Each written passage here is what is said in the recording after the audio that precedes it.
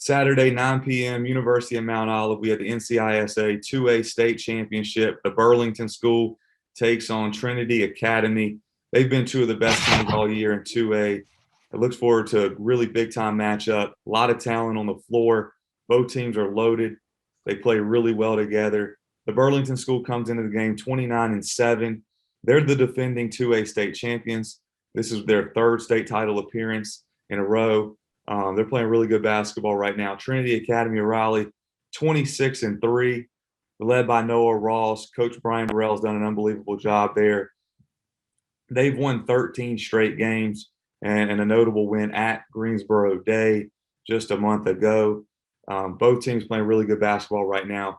To start off with the Burlington school, Tyler, I'll let you talk a little bit more about the Ryan Bernardi, his squad there at TBS. Yeah, before we get started, you got to shout out both kind of head coaches. Ryan is one of the best up and coming coaches in the state for sure. I mean, three championship games back to back, and going for a back-to-back title is pretty special at his age. I think he does one of the best jobs in the country. I think he's by far, he just gets the best out of his guys. He prepares the best. And for a young guy, he's able to get players to come to TBS and they buy into his system.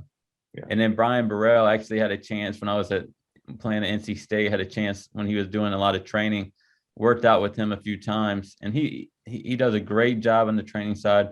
And you see that carrying over to the coaching side as well. And just two great guys. I'm excited for them that they're playing in the state championship. But getting into the game,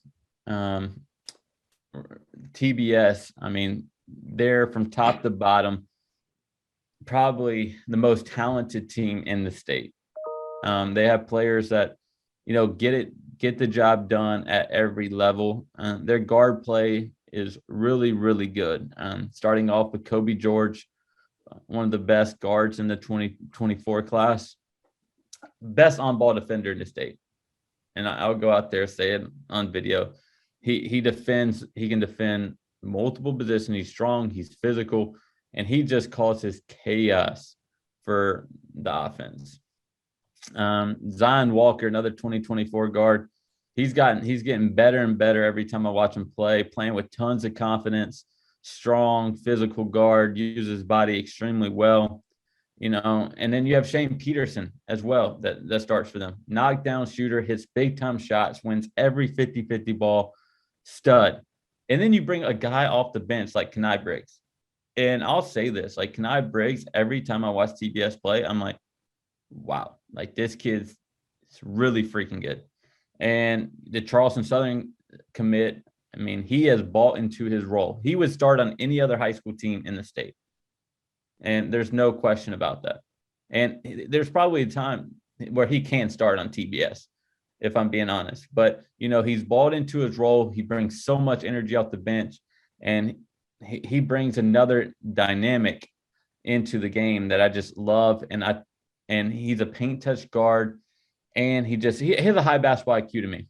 And I think another player on their team getting into their forwards, and I think they're both extremely versatile, is Avion Penner and Amari Miller.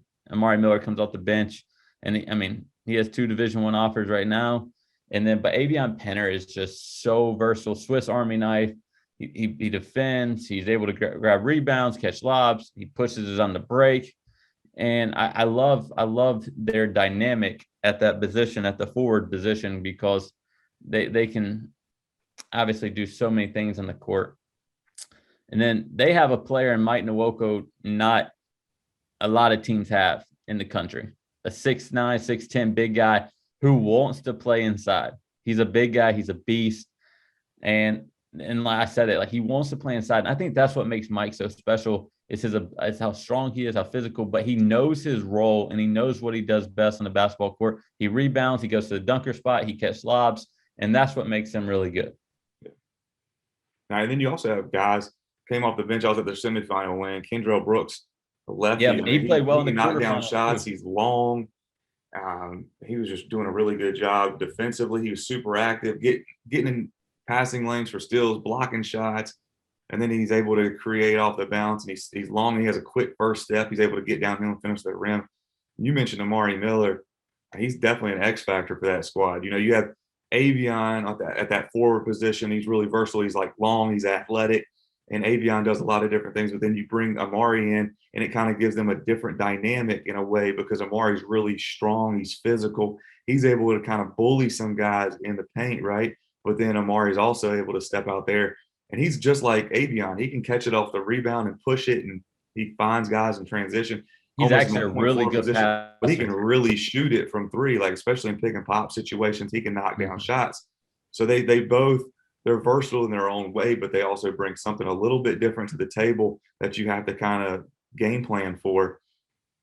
And you mentioned Nwoka, and he's just an absolute beast. And I just love the way he just buys into, like, he's one of those guys, like you said, he does what he does best, and he just does it really well. He's like, I'm not trying to go out there and show that I can pick and pop and shoot threes. I'm just going to be a beast and take advantage of what my physical attributes, and just grab rebounds and drop step and dunk on people and try to rip the rim off. So it'll be interesting to see how Trinity matches up with TBS's size, athleticism, and physicality. Coach Burrell does an unbelievable job there. They execute really well. Offensively, they're going to run their stuff, and they have two seniors, right? In Sam Perez going to High Point, and Noah Ross going to Wilmington. And Noah's having a player of the year type year. I mean, he's been unbelievable all year long. He's gotten stronger. He's athletic. He can knock down shots. He rebounds really well. Being at that 6'7" guard spot, he's able to create off the bounce. He does so many different things. He's going to have a really good career at UNCW. Love watching him play, and he just keeps getting better and better. He's playing with so much confidence. And then Sam, same size, but Sam's kind of in that point forward position where he's an unbelievable passer. He can really pass it. That's his best attribute. A lot of the time the offense will kind of run through him, and he'll confine guys and make backdoor passes. And he just does a really good job of setting guys up. But then you have to respect him because he can really shoot it. So I think those guys kind of set the tone for Trinity. But then you have a guy like Kevon Vanderhorst at that combo spot, and he's just playing at a high level. He was really good in that GDS game. I mean, I don't think he didn't score a whole lot, but he's just he made a lot of good plays off the bounce, and he's quick. He has an explosive first step, and in that game, he had a couple plays where he got downhill and finished strong through contact. He's always been quick and has a good bounce and can knock down shots. But one thing that really stuck out to me then when I saw him, I was like, man, he's gotten a lot stronger since earlier in the year. His body looks bigger. He's definitely put on, muscle, and that's definitely helped him as far as finishing through contact at the end of drives. And then you have guys like Zach Sloan, senior guard. He has a knack for making big shots and coming through when they need it. And he's a guy on the perimeter who can really pressure the ball and get after it and set the tone that way. He's like the Shane Peterson for them. Yeah. And then you also have the junior Trevor Barrett. Trevor was really good in that Word of God game that we had earlier in the year. And then when I saw him against Greensboro Day, he was really good in that one.